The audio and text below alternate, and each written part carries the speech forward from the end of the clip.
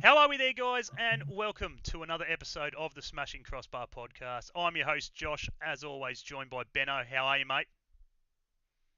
Not too bad, not too bad. I did have a little skip planned for tonight with my big black coffee mug after the sponsorship talk that we had last week. Yep. It's going to get a piece of paper and stick it across the front and go, put your logo here, just in pen. Absolutely.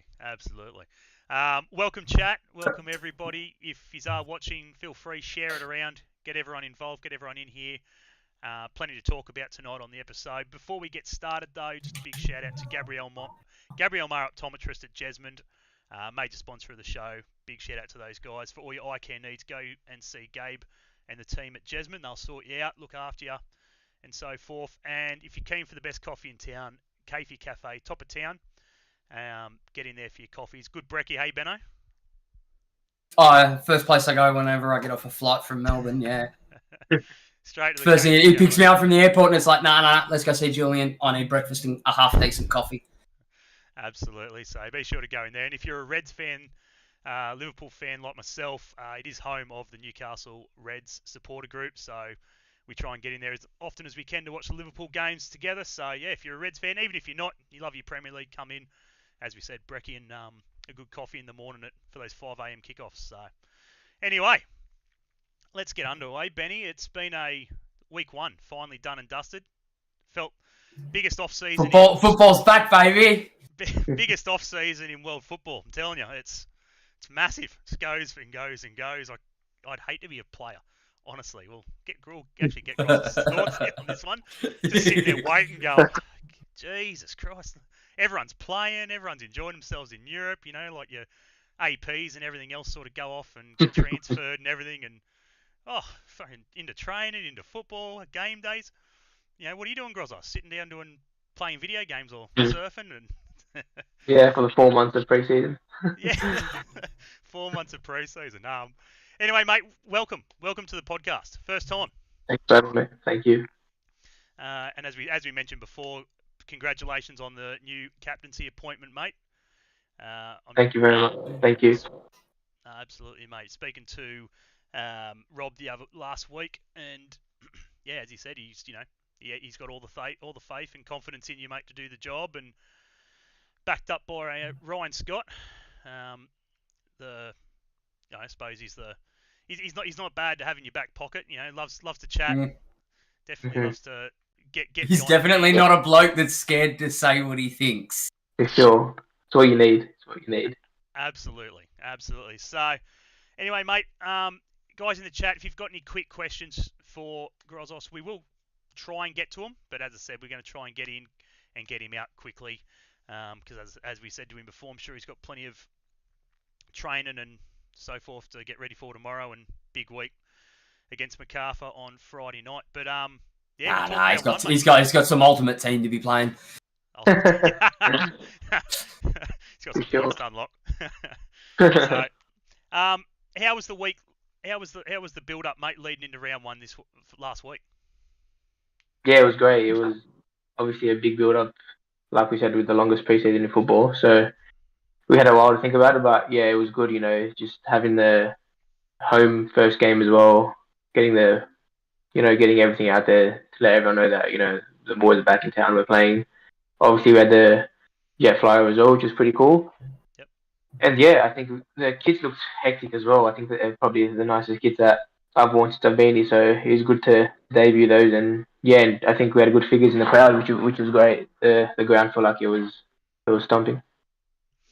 Yeah, absolutely. Big shout out to Morris and the ownerships and that for getting. There was plenty happening. There was plenty happening. A lot of the old boys were there, which is fantastic. We'll touch more on that when you've gone. But as I said, the flyover, the getting all the old boys back. Con was back. I've seen that.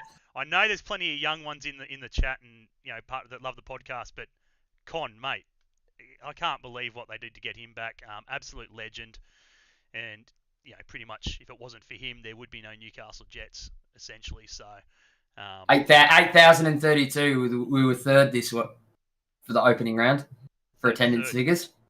That's not bad. That was good.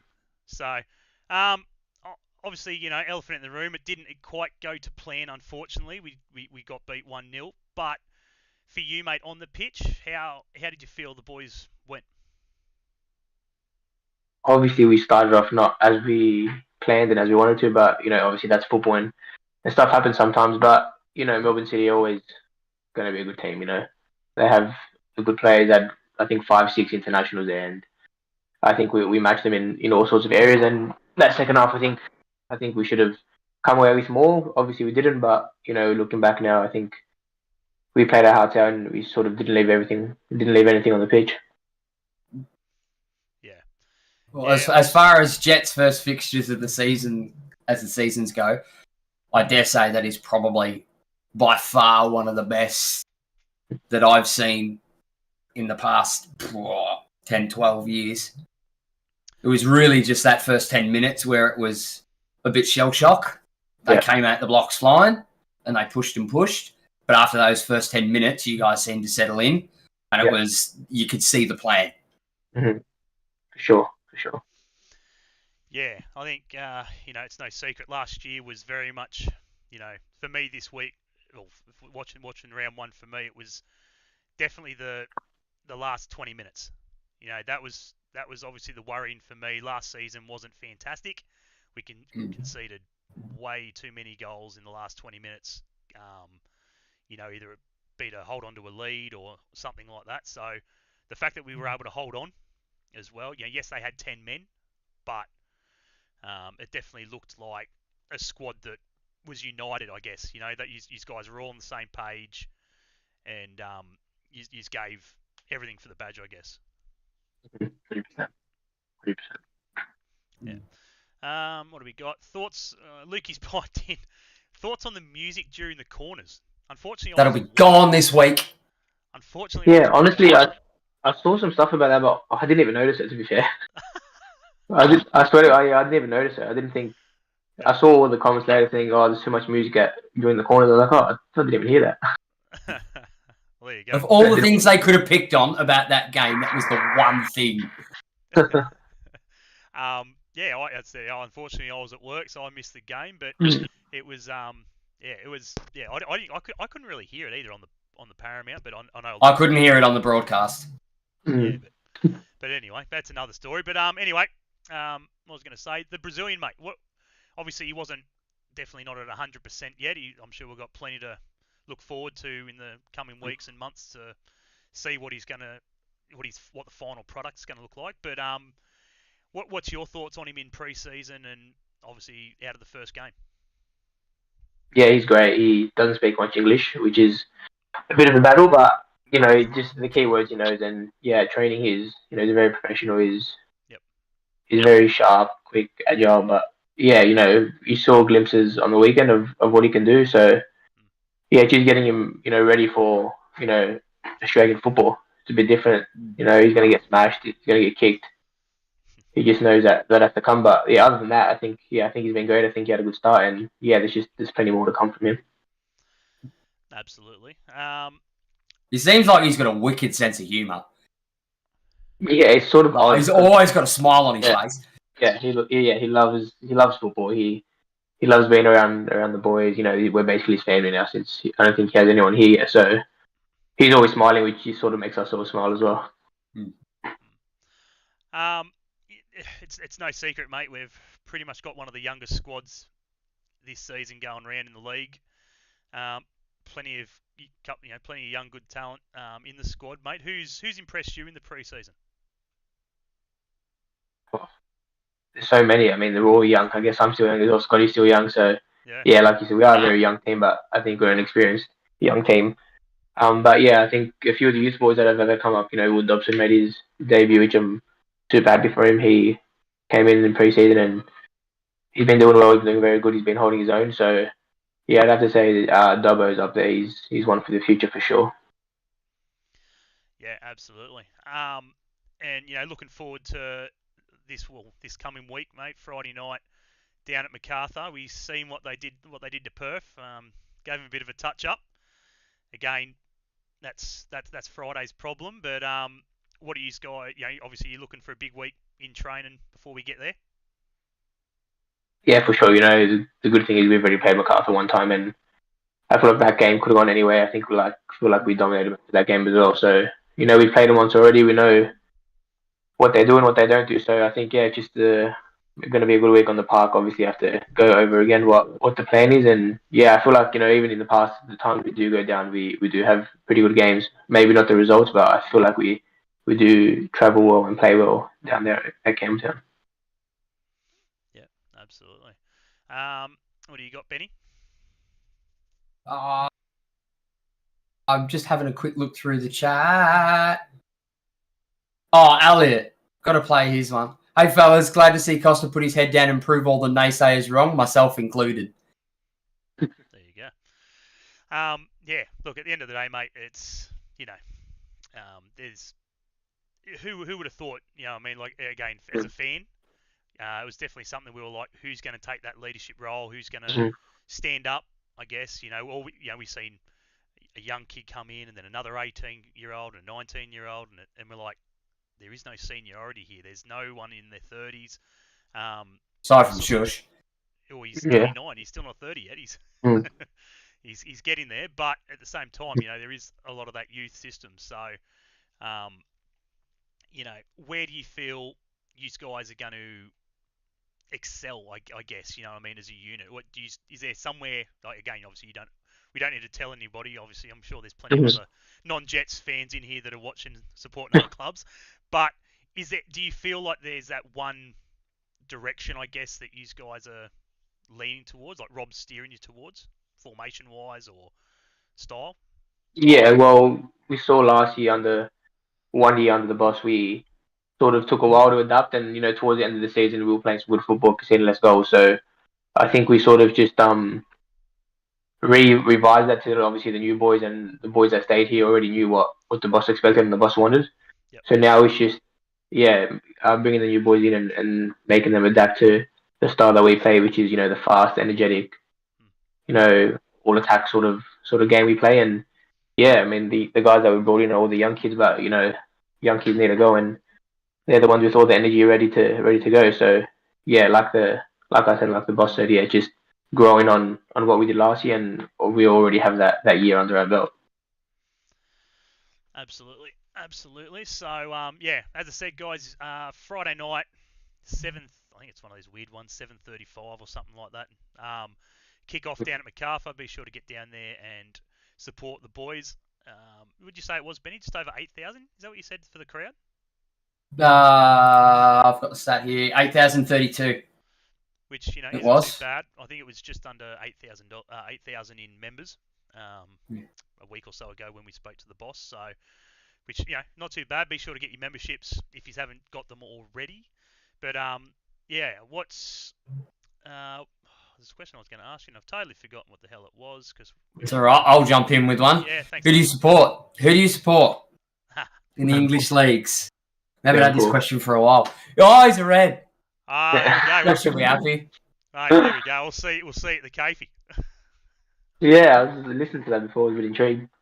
Yeah, absolutely, mate. We'll get you down there and get you coffee and brekkie, mate. Friggin' you'll enjoy it, mate. So, who's the play? Who? What was it? He's lost his words. Let me think of what I was going to say. No, there was three things there, and I was like, shit. Hang on, which one do I want first? Who's the most annoying player in the sheds? Oh. Irritating. Obviously not annoying, I guess, but who's the weirdest trait, the weirdest pre-game ritual, Yeah, I'd say probably. Well, he's not that annoying to me, but I feel like some boys you must irritate them just because he always talks so much. Daniel Warmering, but I live with Warmer, so to me he's completely normal. But yeah, he just loves pestering people and trying to get on people's nerves. But obviously it's all fun and games, which is funny, and it's always a good laugh. The old Western Sydney boys stay together. Yeah, for sure. Absolutely. Who's the team you're most looking forward to playing this season, personally? I want to play the Mariners this season. I want to get on over them this year. Yeah. was going to say I sort of said it, and I was like, surely it's got to be the Coast. You know, as a captain, young captain. Yeah. There'd be nothing better than For sure. picking up your slab of concrete. Yeah, I can't wait. Surely it's our turn to get that slab of concrete over the down there. Yeah, out the cave. I say it every year. With a trophy like that, they can fucking have it every year. The slab of concrete. The women's one's better than the men's one. At least they get a piece of guardrail. That's right. And the last one I've got for you, mate, before we do let you go, was actually one that I heard on Ben Foster's podcast. Fozzie.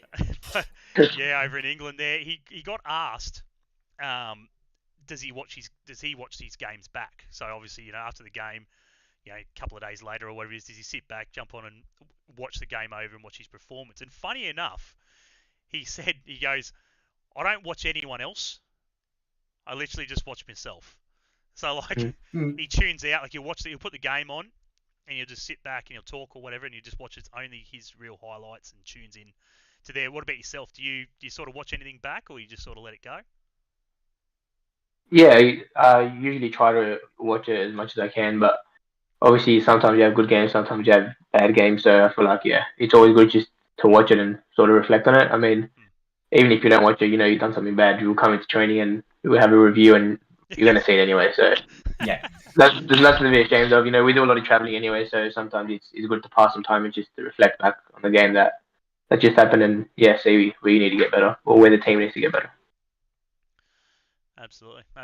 Well, mate, we thank you for your time. We'll as I said, we'll let you go.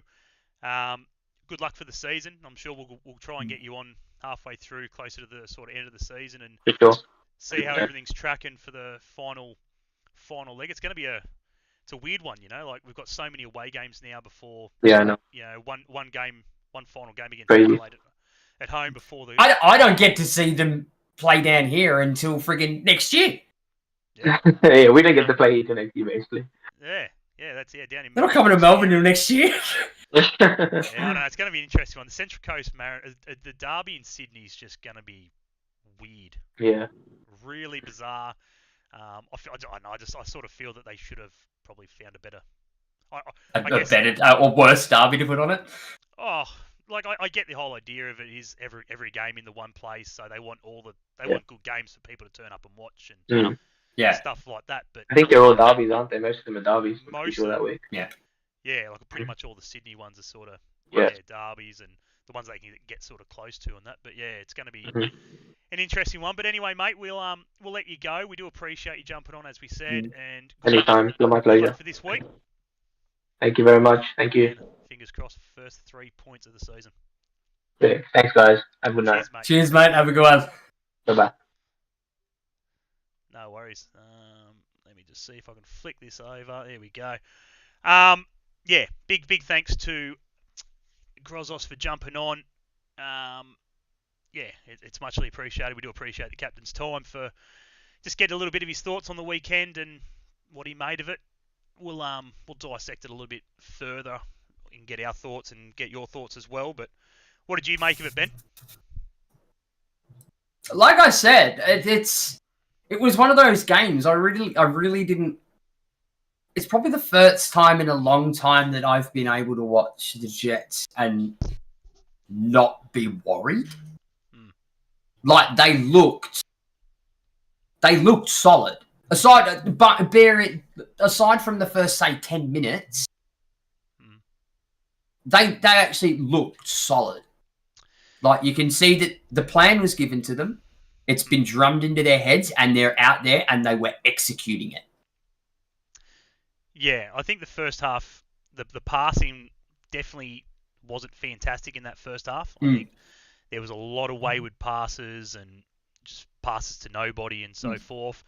Again, it's round one, and a lot of people say it's early days, but as we touched on, it is the longest preseason in history.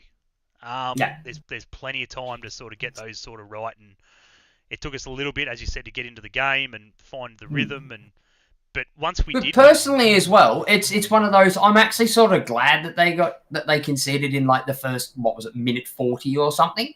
Yeah, because they're walking out onto that pitch. The first thing they're going to do is, when's the first goal going to come? That's the one thing that's going to rock you. Yeah. That's going to knock your confidence. It's going to knock your nerves. But you know what? In a way, it was sort of the way that they reacted to it was very much.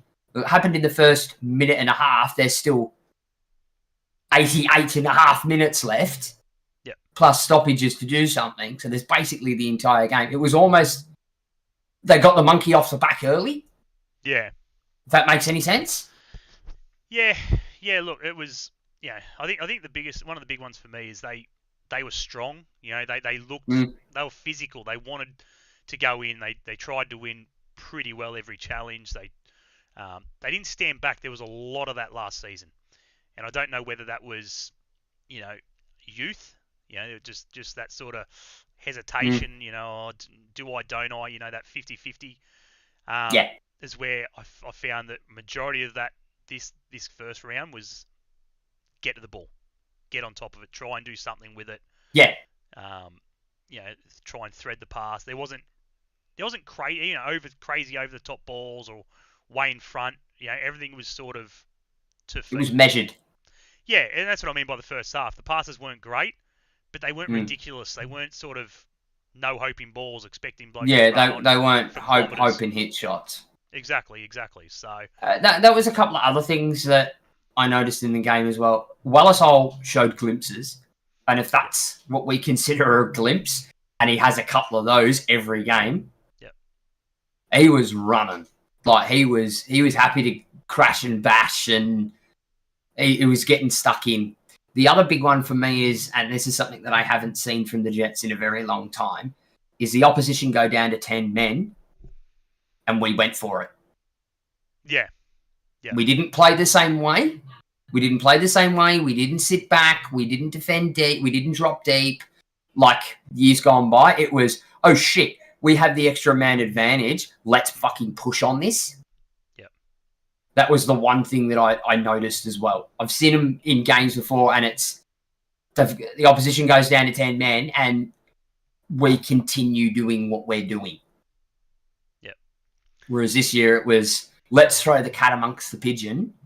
And at times when they went down to 10 men, for a lot of it, we ended up reverting to a 3 at the back to get that, to release that fullback further up into midfield to be able to receive. Yeah. I can definitely see whatever the final product is, I guess, of Rob and what he wants out of the squad. I can definitely see the progress. You know what I mean? Like, I'm sure there's plenty of fans last year that were like, what was he trying to get? What was he trying to produce? And you know, of course, he's going to tell you that it was a success, even if it maybe wasn't 100%.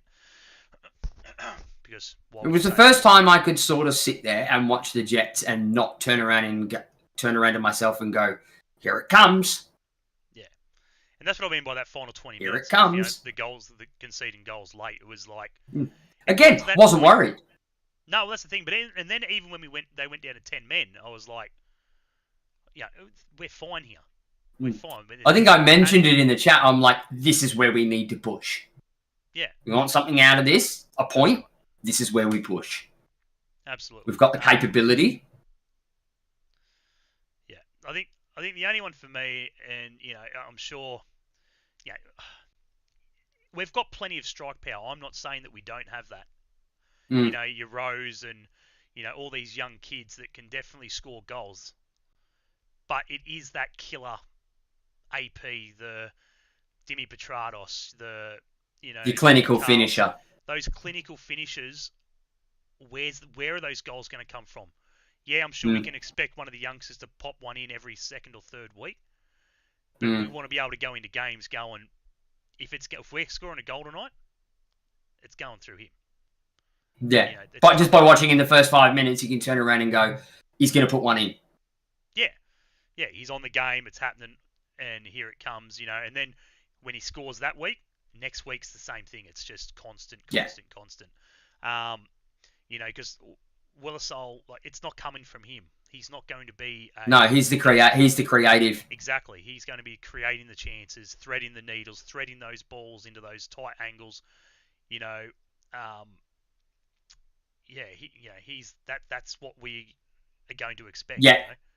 Your Costas. He reminds me of a Leonardo without the anger issues. Yeah. Or again, even a Pena. Mm. That creative Brazilian flair in at the head of midfield, advancey playmakery sort of. Yep. Can pull a trick, throw the pass, thread the needle. Yep. Look, at the end of the day, it was a good performance. It wasn't fantastic. It wasn't, it definitely wasn't rubbish. It was a solid performance. The boys set out to win that game. There's no question about it. It's definitely a performance that they can be proud of. Absolutely, and they never gave up on that ambition is to win that game, or at least get something out of it, which they probably should have. There's no question going down to 10 men with 20 to go, but they can't come away from that going what should have been. They definitely should be looking and going, we done everything right. The goal just didn't come. Yeah. So I dare say if we'd have played that game 10, 12, 14 games into the season, it would have been a different result. Yeah. But at the same time, we'd have gotten that point. At the same time, though, I feel we played City at the right time. That's when you want to play. Getting done by City 1-0, who is definitely going to be up there this year. We know that. Just look at the talent they've got. They'll be challenging. They'll be definitely challenging for us. And at the end of the day, we're expected to come last. We're expected to be down the bottom. Look at the squad we've got. It's youth. How could they compete? How can they possibly compete for a title? It's not going to happen. I think I shared it to you. The Far Post. I think it was Far Post Perth. Their podcast. They put their predictions out, and I looked at it and sort of laughed, and I threw it in our podcast chat, and I'm like, 4 of the 6 of them have predicted the Jets to come last, and the other 2 have predicted us to come second last. And off the back of that performance this week, I don't think so. Yeah, and I think Rob will be happy with that. I think he'll love that. The fact that they're not worried, and the fans aren't worried, and I guarantee the pundits and the other clubs aren't really concerned. Any team can beat anyone on any given day. I'm sure every coach will tell their players that walking out. Daniel McBreen was on commentary, so he's probably said it twice during the frigging broadcast. It's one of his favourites to say. Yeah. So, other than that, obviously we'll move on to, as we said, this week's game against MacArthur. But for me, Sussinger and Adams definitely looked good for me. I think they looked really solid. And, those sort of man of the match performances, I think they were dominant throughout the 90 minutes and, so forth. And, they look good. They look solid. Anyway, we'll quickly dissect, as we've touched on, MacArthur on Friday night, 7:35. If you can get down there, be sure to do so. Support the boys. It was going to be a tough game. There's no question about that. It wasn't a fluke. I definitely think Perth were poor. I think they were. Yeah. They've just been in this massive slump for so long now.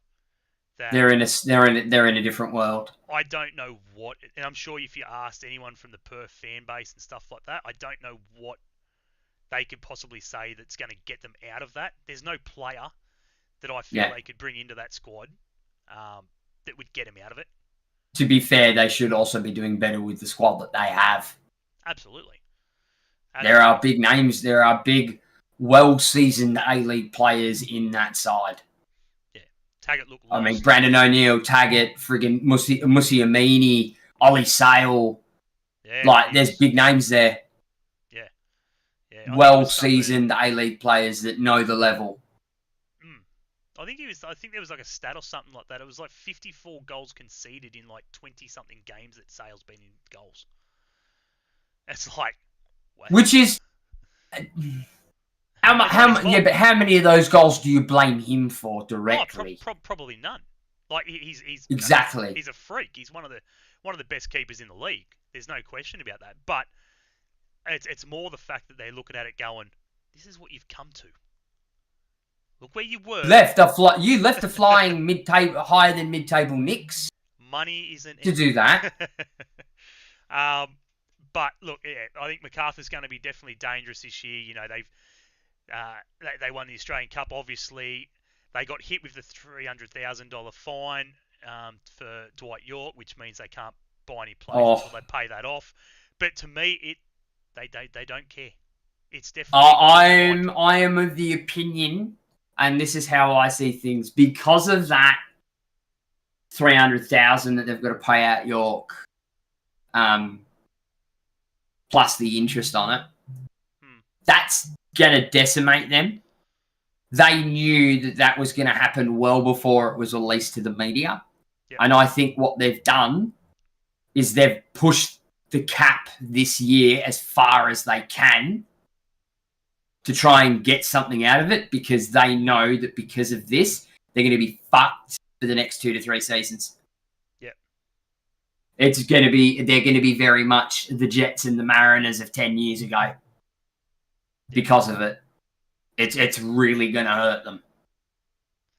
Especially this coming out in the year where the APL's distribution is a hell of a lot lower, and it's a hell of a lot more out-of-pocket expense on owners. Yeah. So, it's going to be an interesting one. The boys are going to have to dig deep for 90 minutes against MacArthur. They just looked like it was just a wave. It just kept coming. It was just never ending. It was like, I'm sure Perth would definitely just stop. Like, you know those clips that you see that friggin', like, he's already dead. Yeah, The Simpsons meme. Yeah. Stop, he's already dead. We're done. But yeah, they definitely look like they're going to be up there. I think injuries would probably halt that ambition. I don't think they got too much on the bench side of things because, but at the end of the day, they look dominating. So it's going to be an interesting one for us on Friday night, as I said. So yeah, as I said, be sure to get down there. Anyway, the only other thing I'm going to say about that is I'll put my hands in the air and say I said it nearly 10 years ago. Fucking Ivan, give us a wave. You see, he's turned into a solid fullback. He's A-League fullback. And I said it years ago. Why are we getting rid of him? Oh, mate, he absolutely skied one, bloody. I think it was about 4-0. He's not a goal scorer. And it was, but he skied this one. And just the look on, I can't remember who it was. I think it was Trat or something. I can't remember who exactly what. Yeah. But he just sort of, the look on his face was just to say, easy. Calm down. Where do you think you're going? You're meant to put him in, not take him. Yeah, it's one of those quick looks to your left, expecting to see the left winger, and it's the left back. It's whatever. It's like, hang on. Yeah. How do you? Yeah, like it's just one of those ones. Where's the winger gone? Has he gone back to cover? I hope so. Yeah. But anyway, moving on. Melbourne victory. Central Coast Mariners. What a game. What a game to open. It was a good game. You know, it had everything. It was a good game. Had a red card, or an overturned red card. It had a red card. Missed penalty. Fornaroli crunching tackles too. Feel sorry for some crunching tackles too. Yeah, feel sorry for the young keeper for the Central Coast Mariners because he got robbed. I'm sorry, I thought he did fucking well. No, Fornaroli's penalty. He hit the post and went out, but obviously he had it covered as well. So yeah, I think I said it as well. Only Fornaroli could have hit that fucking bang on the centre of the post. So well, man, he nailed that. Yeah, it was harder for him to put it on that direct centre of the post than what it is hit the back of the net. Yeah. Obviously the red card going towards their victory's captain. Not fantastic. Leading by, well done, Grozos. 1-0. On the pitch after round 1. That's what we're looking for. So doesn't surprise me though. Victory Coast game. It had everything. It was all systems go. Other than the fans, what happened to the fans? There was they did say though it was pissing. At one point, it was absolutely bucketing down. It nailed it. Yeah, it definitely come down. But And they all hit the roof at Gosford. at the same time, though, yeah, there's Sink plenty or of roof. swim. There's plenty of roof. Come on, bloody, these guys are going for 3 in a row. Bloody Asian champions and Yeah. Christ knows what. Bloody. I mean, I'll have a Into the look. games. Oh, I got rid of the attendance. Oh yeah. Anyway, while you're having a quick look at that, we'll move on. Auckland's first victory. Congratulations. Fucking loved it. Loved it, mate. That was a banging 20 They were the second highest only to Sydney FC for an opening game in their existence. They sit second. They on a home debut. They've beat Melbourne Victory. They've beat Western Sydney Wanderers. Obviously everyone, but those two notably big, crowded every week, and they smashed them. 4,000. They beat Victory by 4,000. No, it was 24,000. It was 24,492 for the Auckland game. And there was only 17,000 at the first Victory game. So, as for the Mariners, they only could draw 6,953. hey, it's better than what I've seen on screen. So, and MacArthur had 4,002. Yeah, that's a game you want to go to. Smash a team, smash Perth 6-1, and only 4,000 people there. Elliot's heading over to Auckland. I'm so keen. Absolutely, mate. Good on you. I'd love to go and see him. Oh, absolutely. That's the sort of game that I'd go locally here, probably when they play the World Ironbark. Yeah. I'd just go as a neutral. Yep. Just to sit and watch, catch up with the Western Service crew boys, but like that'll be a good one. I'm excited to watch Auckland. That was the game I was probably looking forward to the most, opening round. So obviously the victory to Auckland, getting that. Did you know? It's funny as well. Obviously, own goal, first goal. Do you know the last person to score an own goal for a team on debut? I did. Oh, they did say it. Who? Yeah. Was it Canner? Yeah, against Melbourne City. It was Canner against City. Yeah, against the Heart. Yeah, first team. Second team to score. Yeah, there you go, on debut, own goal. In saying that, they look good. They look dominant. They looked very attractive brand of football. So they'll be. They looked very Sydney FC-esque. They'll be good. They'll be good to watch, I think, this season. Which, again, look, let's be honest. Most teams that come in their first 1 or 2 seasons are, we've seen what Western United produced. We've seen what Western Sydney produced when they first came in, and so forth. So, we expect good things, obviously, over the first 2 seasons. It's a given. But they look solid. They looked really good. The Sydney Derby, friggin', what can you say? That absolute brilliant game. Absolute great game for a neutral to watch. Kosta is just freaking wow. Barbarouses. Bahaba, yeah. Fuck, somebody's put a rocket up his ass. Yeah, you can definitely tell he's retiring in a couple of years, can't you? Far out. He's getting the last bit of mileage out of those legs. He was everywhere, but just Kosta. Some of his shots though, even the ones that went wide, fuck, he had so much ping behind him. Yeah. Yeah, what did I throw in the chat? Kosta and Matter who? When bloody when Thingo scored the goal, bloody what's his name? The British Lolly scored. Oh, Joe Lolly. Yeah, Lolly scored, and I can just imagine on everyone's faces going, "Who are these imports? Who needs them? I'm here. I'm still here." Everyone, get the cameras on me. But Matter looked good for the last 20 minutes or so that he come on. He looked, he definitely looked like he's been lacking a bit of pace, lacking a bit of game fitness. It's been a while since he's kicked the ball, but Kosta, he's rusty, mate. He's Kosta, rusty. I'm telling you now, he's going to be fantastic as long as he doesn't get injured. Yeah. His ball mastery and friggin' his brain is just off the charts. The way he feeds balls and feeds simple. Such a ridiculous ball that turns into absolute basic. There you go, son. He's a player that's not playing football. He's playing chess. He's thinking 3 moves ahead. 100%. Like there was one of those balls that he put through where it's like he chipped it over old mate, and then it sort of bounced past the other bloke, and then straight into his teammate's foot or whatever it was. It was like, I've done it all for you, mate. Just go ahead and tap it in, for God's sake. Yeah. Simple pass in. So, my favourite was the Rabona cross. Oh yeah, nice. Just effortless. But again, they looked good. Sydney looked pretty good. They both sides were pretty on top of it. It was a good derby. It was one of the better Sydney derbies. Fucking handbags at 10 paces though.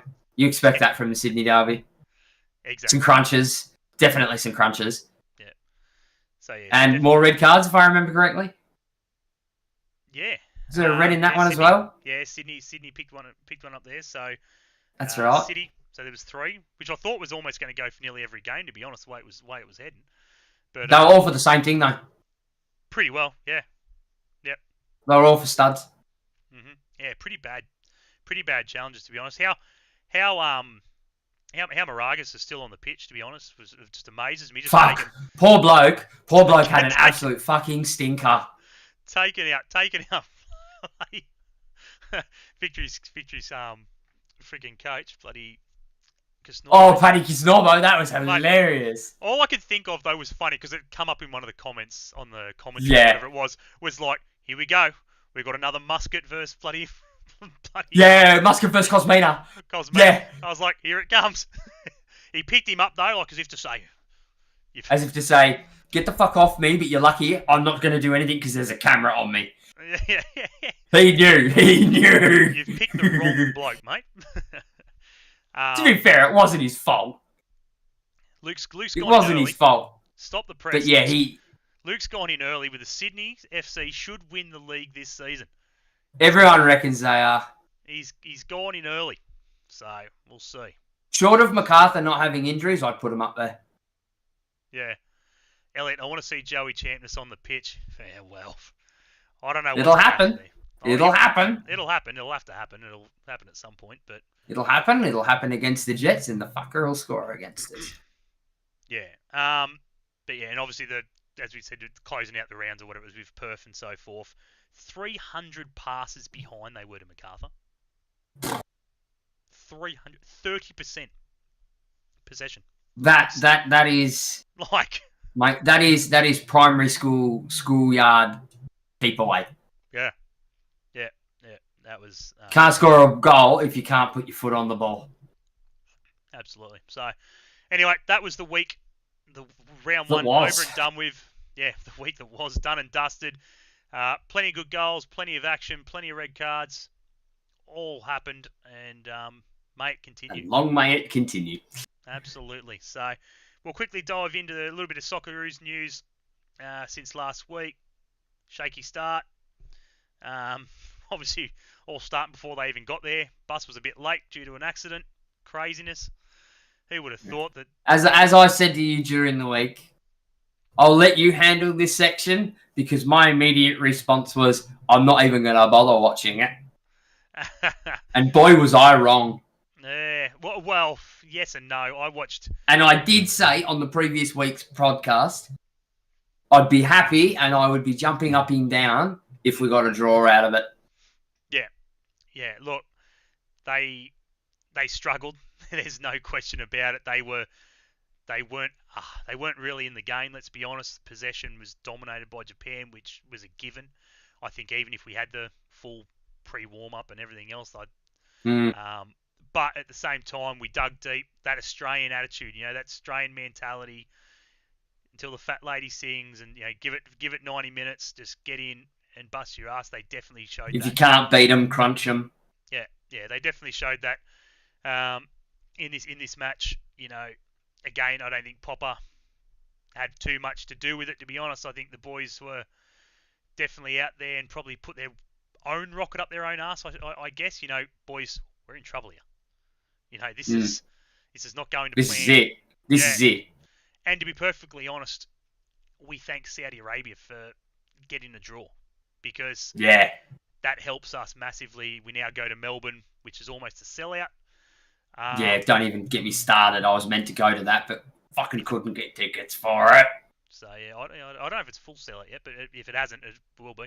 The only tickets left as of 2 weeks ago were the $98 fucking tickets. Craziness, yeah. Oh, we'll get in there. Yeah, I'm not paying that. I'll wait to see my first Socceroos game, thanks.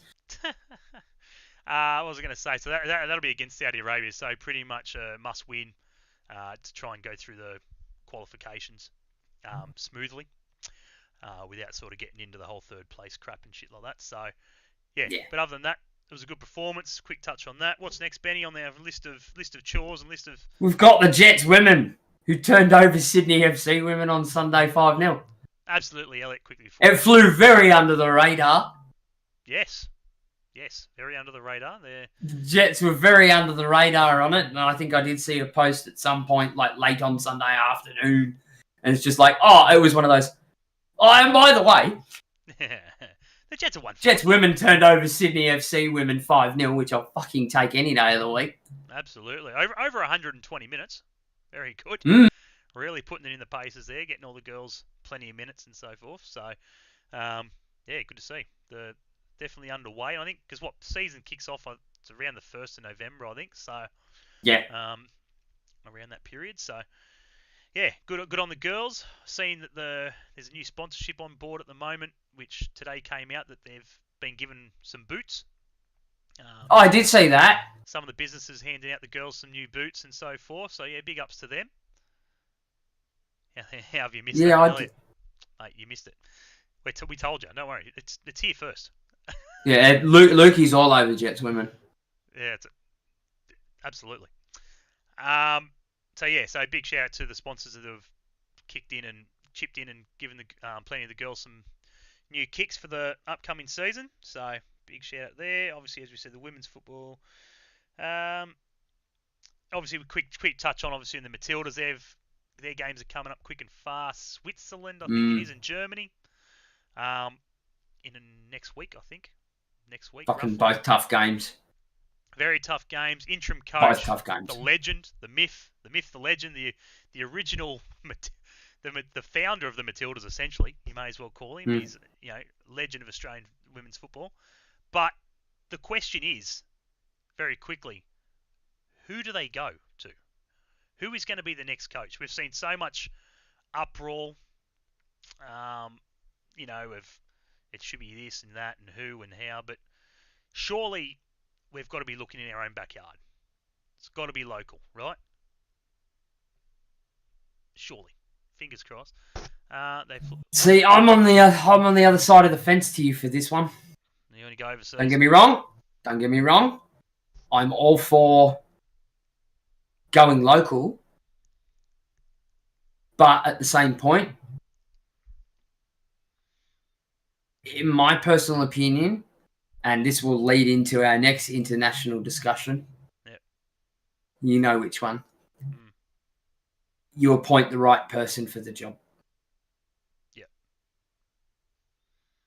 The best available that you can afford and come to an agreement with, that is on your level, that's who you go with. Yep. I do think that a local it's a nice to have, but in those sort of situations, I don't think it should be a must have. Yep. It's going to be an interesting one. I'm sure they're probably kicking themselves now that Vidicic over at Brighton is absolutely killing it over there. They're sitting second in the Women's Super League. Massive. We've essentially a squad of nobodies. These girls are definitely not your A-list superstars in their internationals. They're all. Didn't they get promoted last season? Yeah. So, and just killing it. So, I'm sure they'll be sitting there kicking themselves a little bit, going, shit. Maybe we should have announced this a bit earlier. But yeah, look, it's going to be an interesting one. International seems the way to go. Yeah, so we'll soon find out, I guess. Let's see. Look, at the end of the day, let's see how the two games go next week. Two big ones, and see how he goes. Gets them over the line, and fingers crossed. Anyway, we're gonna get into obviously the final topic of the podcast, where Ben and I pretty much pick something from around the world and that we found interesting or Our what the fuck or moment. What the fuck or what's going on. Actually, you know what? We won't call it that. Yeah. We'll still give it the shorthand WTF, but we'll call it what the football. What the football? What the football? What the football? Love it. Love it. Love it. So, for me, there's plenty to talk about. There's heaps of stuff that's happened. But I felt as a non-Manchester United fan, I really felt the class of '92 and the whole history of Manchester United in the '90s and 2000s really get kicked in the ass this week. Now that we've found out that at the end of the season, the legend, the myth himself, Sir Alex Ferguson, is going to step away. Well, be pushed away from what I've He's been pushed away. From what I've heard, he hasn't gone quietly. Put it that way. Nah. So much. Fergie doesn't do anything quietly. So much, in fact, that he was found supporting Celtic on the weekend, watching the Celtic game. And Aberdeen. Yeah, and Aberdeen. He went and saw one of his old clubs as well. Yeah, I think that was the game, actually, to be honest. Celtic Aberdeen. Mm. So yes, he's been forced out. I don't know, man. Like, it's a shambles. They got a win finally this week. Congratulations to them, Lukey, mate. I just don't understand why you would force a bloke like that out. Let's be honest, he doesn't have a massive impact on the day-to-day runnings or anything like that. I'm sure if you stopped him for a coffee or stopped him for a chat and everything else, to me as a player, if I was a player, having him there just in the background or whatever, knowing that if I might be able to pass him walking to training one day and be able to go, hey mate, massive fan, can you give me some advice or something? He graciously told you to go fuck yourself. I'd be wrapped. Yeah, he'd probably sit there and go, I'm not paid to. You feel just so appreciated. You come home to the wife and everything else is going, Sir Alex Ferguson just told me to go fuck myself. Yeah. Good job. Yeah, sure. You're one of many on that list. Yeah, I was going to say, don't feel so privileged, mate. That's a big list. Thousands before you, mate. That's a big list. Go ask Wenger what he said to him over the years. Oh. No love lost between those two. Lukey, Man United, just shit show. So, yeah. Surely he doesn't keep his job. Surely that one performance that he's finally got to win over Bournemouth. Who, Ten Hag? Yeah, surely. No, I won't save him. He's got to go, right? I won't save him. That's a given. Southgate is in pole position. And you know what? Have him, because then that'll be another 12 to 18 months of fucking pure United garbage. That's what I said to a few of my United fans. I said, Southgate comes in and just can guarantee it'll never come home. Happy days. Yeah, I agree. It won't. It won't. Yeah, so. But anyway, what's yours, mate? What have you got for us? But that was mine anyway. Sir Alex Ferguson, virtually given the boot. Thanks for your hard-earned effort. Thanks for all the trophies. Thanks for your service, mate. Thanks for everything you've done. Not even you can stop the shit show now. Yeah, you've probably... Yeah, was it $2 million? I think it was a $2 million contract. And he's now Which is nothing. To him. He doesn't need it. Well, it's nothing to United either. No. It's not a... It obviously wasn't about the money. Wasn't that... Oh, we're breaking the bank here. But yeah, what about yourself, mate? What have you got for your moment of the week? My one for this week is Al Nassr channeling their inner Real Madrid, thinking that playing in a white and gold third kit will magically trick Cristiano Ronaldo to think that he's playing back at Real Madrid again to get the extra fucking 10% out of him. I did see that.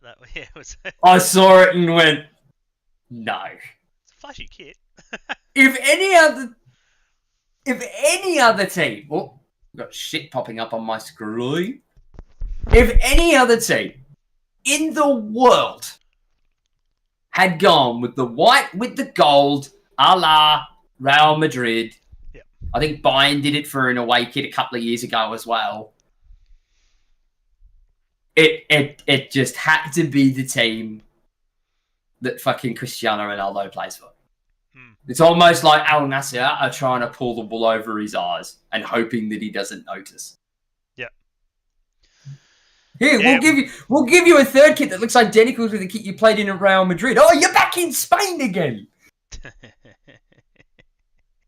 So I thought it was fucking ironic, more so than anything else. Yeah, I think the other one for me is sort of, you're talking about this sort of stuff while it sort of just popped into my head, is this World Club Challenge. I feel like anyone can have a go. Anyone's welcome into that bloody thing. Oh, the Club World Cup. Club World Cup. Mate, absolutely. Auckland City are in it. Whatever you want, mate. Just drop a few dollars in. You can come in, mate. No worries at all. Bloody Miami. Miami got picked. They won something or whatever it is to get themselves in there. Chelsea, Gold Cup. Something like that. Chelsea are in there. City are in there. Bayern's in there. Benfica's in there. Dortmund's in there. There's so many. Yeah, I did see it, but and there's one spot. To double check it. I don't know who's. Yeah, I need to double check. It's being played in the US this year.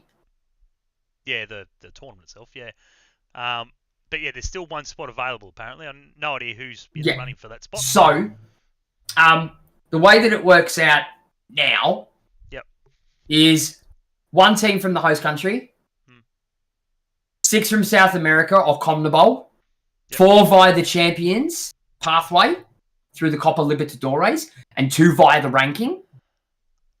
1 team from Oceania via the ranking pathway, which is Auckland City. Always. North Central America and the Caribbean, so CONCACAF, have 4 teams, all via the championship pathway, the CONCACAF Champions Cup. Yep. Europe, so UEFA get 12. Yeah, right. 4 via the UEFA Champions League and 8 via ranking. You get 4 from the CAF, 3 via the Champions pathway, so the CAF Champions League, and 1 via the ranking. And then Asia gets 4, 3 via the AFC Champions League, or the AFC Champions League fucking Elite, or whatever the fuck it's called now. And 1 via the ranking. And 1 via the ranking. Yeah, right. Where's the coast spot? Did they win the bloody thing? Surely they get a spot. So, Inter Miami get it because they're the host. They get the host nation slot. Oh, yeah, right. Free. I thought it was because they won the last tournament. Damn. Boca Juniors from CONMEBOL ranking. River from CONMEBOL. Fluminense from CONMEBOL Libertadores. Flamengo from CONMEBOL. Palmeiras from CONMEBOL. Auckland City from OFC ranking. Pachuca from Mexico for CONCACAF. Club Leon from Mexico for CONCACAF. Seattle Sounders from CONCACAF. Monterrey from Mexico for the CONCACAF. FC Salzburg from Austria for UEFA ranking. Jesus. Atletico Madrid for UEFA ranking. Juventus, UEFA ranking. Dortmund, UEFA ranking. Benfica, UEFA ranking. Porto, UEFA ranking. Inter, UEFA ranking. PSG, UEFA ranking. Bayern Munich is the UEFA ranking. City for the Champions League. Real Madrid from the Champions League. And Chelsea from the Champions League. How does Chelsea get a spot in the Champions League? Well, I didn't finish. It says here 2020, 2021 UEFA Champions League. So I don't know how far back they're going. What? There's like 3. Hang on. So Chelsea's got it for the 2020, 2021 UEFA Champions League. Real Madrid has it for the 2021, 2022 and the 2023, 2024 UEFA Champions League. Huh? And City qualify for the 2022, 2023 UEFA Champions League. Hey, hang on. Yeah. 2021 Champions League, the one that we were against, played Real Madrid in the final. Hey, hang on. Yeah. Yeah. I don't know. It's bullshit. It's bullshit. What the football? It's bullshit. What the football? No. It is. This is purely FIFA going. Holy Cha-ching! What the actual football? What the football? Yeah. Oh. So your Asian ones are pretty interesting. So the Coast To will be be fair, there in 3 years. No. Well, maybe. Because they won the Champions League. So for Asia's actually probably the most interesting one. So you've got Al Hilal from Saudi Arabia for the 2021 AFC Champions League. Yep. Urara Red Diamonds from Japan for the 2022 AFC Champions League. Yep. Al Ain Yep. from the UAE for the 2023-2024 Asian Champions League. And Ulsan Hyundai from Korea for the AFC ranking pathway. I would call that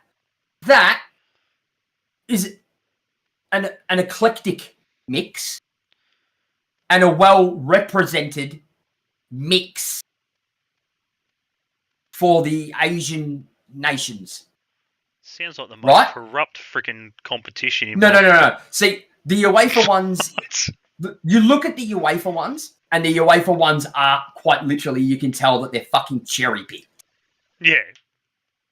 Whereas the Asian ones,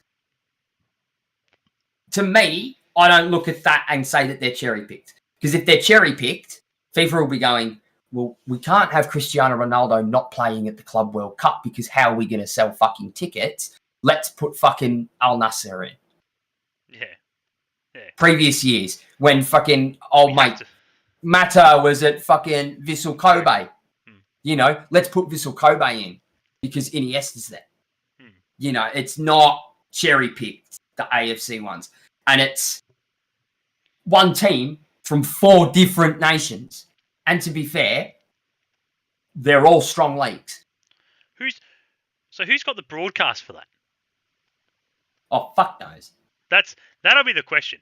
Not for now, but whoever. Someone find it. But yeah, still no broadcast rights for this. What? Yeah, I know. Because nobody wants to pick it up because it's a bullshit tournament. It's the most corrupt tournament in football. It is. This is what you want. This is what people paid money for. It's corrupt. This is Gianni Infantino sitting behind a desk going, I want to make it bigger because I want that one and that one. And the funny thing is, and that one, and that chip in my packet of chips is burnt, so we'll put that one over there.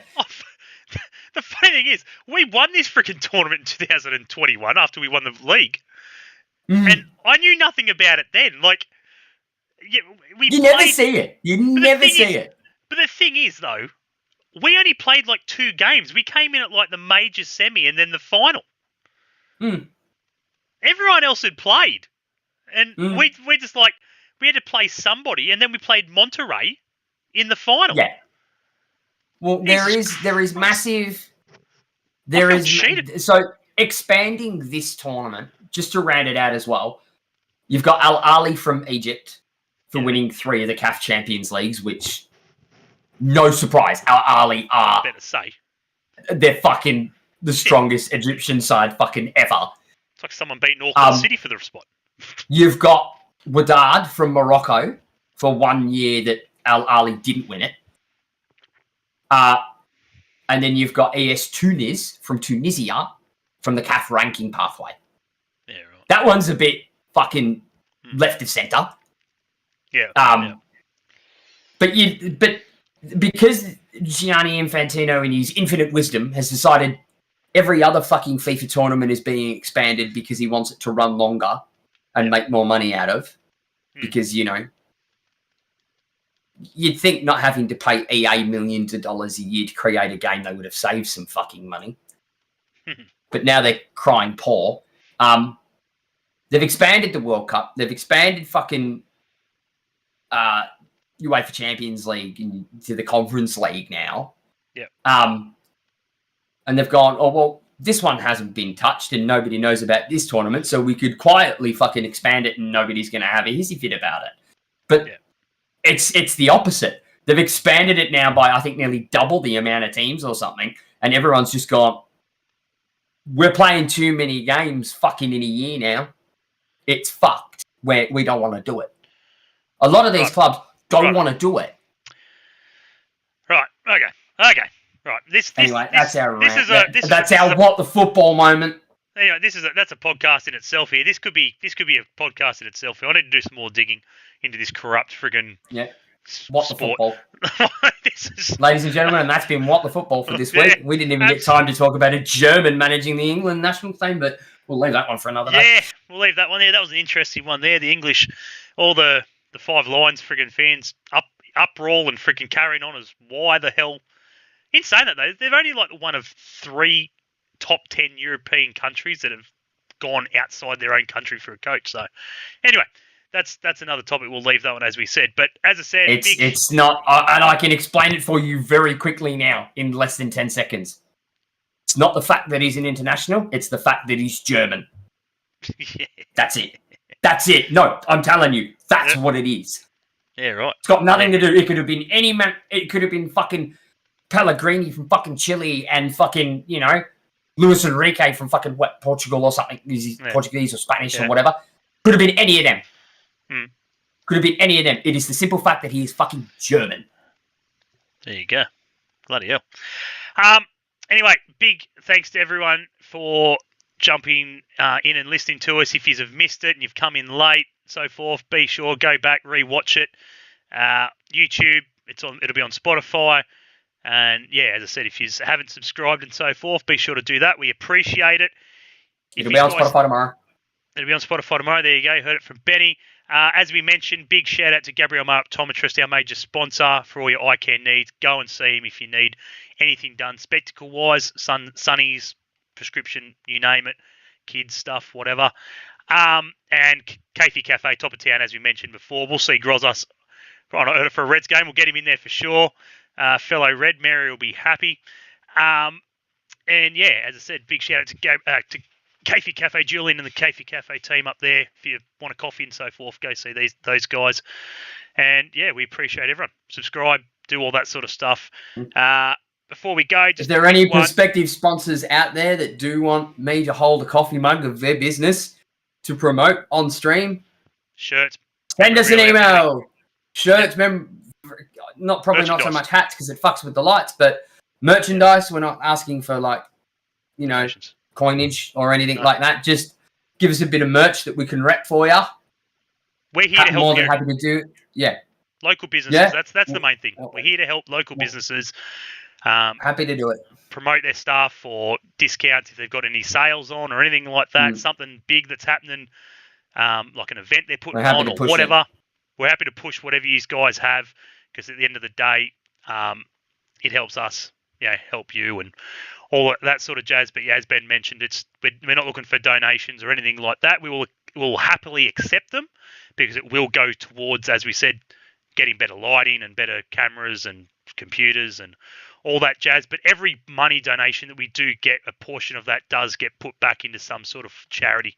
Most of it mainly being football charities, but it will go to some charity that needs it. So yeah, have that in the back of your mind as well. Just before we go, just a quick one. As we mentioned, touched on, the Jets play Macarthur Friday night at 7:35 down at Macarthur. Adelaide get their campaign underway against the Central Coast Mariners down at Cooper Stadium. The big one, Melbourne Derby, which has been all over social media. Even City were worried about that shit before they even played us. So, big one there on Saturday night. As well as, after that, long night of football. May it continue. Perth Glory Wellington over in Perth. The long distance derby, 9:35 or something kick-off for that one. And then Sunday football, you've got Auckland versus Sydney FC, which will be a cracker. Another belter crowd. Another belter crowd. The Corica Derby. The Corica Derby, there it is. We're calling it. And to round us out, we've got Western United on a loss. 2 teams on a loss with Brisbane Roar as well. So no, it's not the Corica Derby. It's the fucking Master versus Apprentice Derby. The Master versus Apprentice Derby. Ufaktale versus Stevie Corica. Ufaktale, Corica. The amount of times you've made that joke in the past 10 years. Absolutely. Guys, if you don't have your membership packs, check the mail. I've got mine. Absolutely. Admittedly, the Jets sent it to my previous fucking address, and I went and raided their letterbox Sarah raided their letterbox for me while they were, not home, to get it for me. Yeah. There you go. I'm still yet to get mine. I'm still waiting for it, but it's all right. We don't have another home game until November, so it's December 2nd or something like that against Adelaide. So plenty of time to get that one in. But yeah, as you said, guys, muchly appreciated. We do appreciate it. We will hope to get another player or somebody on to have a quick bit of a chat to. If not, it'll be just Benny and I, but we'll have plenty to talk about. Obviously, round 2 of the A-League. Keep an eye on the socials. Keep your eye on the socials. Obviously, if we get a special guest, it'll go up. If not, it'll still go up, obviously. But yeah, as we touched on previously, just be sure to like, subscribe, share. I can't stress that enough. If we post something out, share it around everywhere. Put it in the Dads of Newcastle chat for everyone in Newcastle and all the bloody crap. Any page you can whack it in there. At the end of the day, we're closing into, I think it's nearly 300 subscribers. I think it's. Or no, I'll tell you. Might be nearly 400. I think it was. I can't remember. We're close to something. 300. No, it's 400. I think.